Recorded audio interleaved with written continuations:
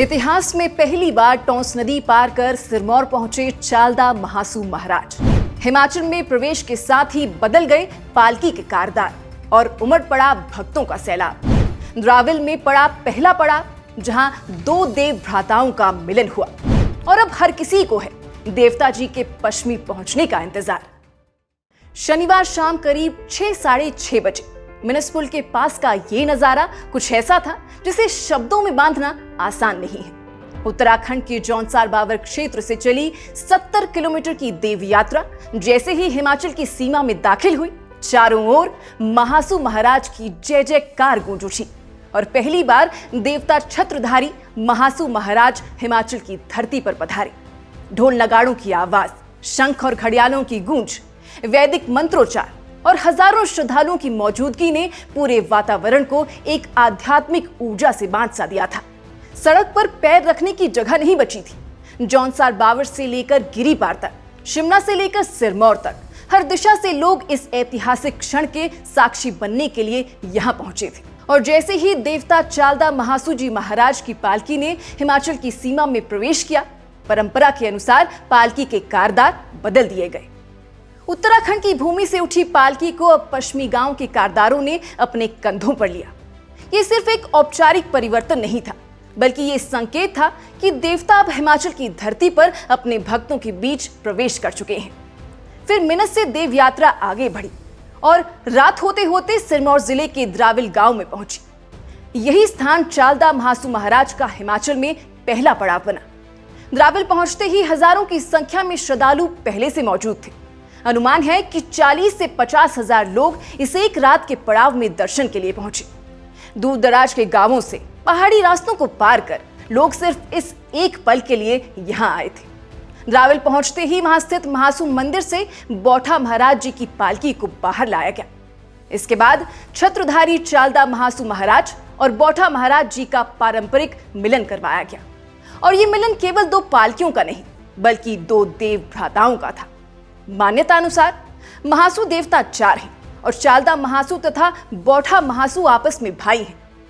एक और उत्तराखंड के हनोल में बौठा महाराज का मुख्य मंदिर है, तो दूसरी ओर द्राविल में उनका चिन्ह स्वरूप विराजमान है। फिर इस देव मिलन के बाद रात भर द्राविल में भजन कीर्तन चलता रहा। ढोल नगाड़ों की थाप पर श्रद्धालु झूमते रहे। ठंड से बचने के लिए जगह जगह अलाव जलाए गए। यहाँ 3 किलोमीटर तक टेंट लगाए गए थे ताकि दूर से आए भक्त विश्राम कर सके। और महासू महाराज मंदिर समिति और ग्रामीणों की ओर से लगभग 50,000 लोगों के लिए भंडारे की व्यवस्था की गई थी, जहां देर रात तक प्रसाद परोसा जाता रहा और किसी को भी खाली हाथ नहीं लौटने दिया गया। और फिर आज रविवार को सुबह होते ही देव यात्रा ने द्राविल से पश्चिमी की ओर प्रस्थान किया है। ये स्थान पश्चिमी से करीब 28 किलोमीटर दूर है, इसलिए अनुमान है कि आज देर रात लगभग 12 बजे चालदा महासू महाराज पश्चिमी गांव में विधिवत रूप से विराजमान हो जाएंगे।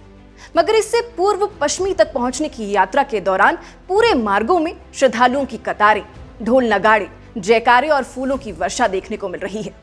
और पश्चिमी गांव भी इस समय किसी उत्सव स्थल से कम नहीं है। घर घर सजावट की गई है, देव ध्वज लगाए गए हैं, दीप जलाए जा रहे हैं। गांव के लोग महीनों से इस पल की तैयारी कर रहे थे।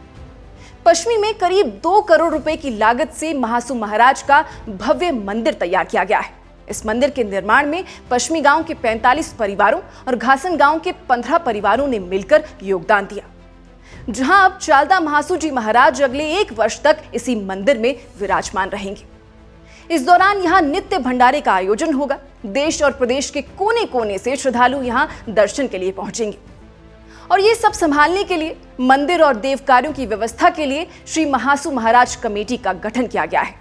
देवता की पूजा अर्चना की जिम्मेदारी पंडित आत्माराम शर्मा को सौंपी गई है, जबकि वजीर और भंडारी के रूप में स्थानीय लोग अपनी सेवा देंगे। इस यात्रा से संबंधी पिछले वीडियो में हम आपको ये बता चुके हैं कि पश्चिमी में चालदा महासू महाराज के आगमन की नींव आज से नहीं, बल्कि 5 वर्ष पहले ही पड़ चुकी थी।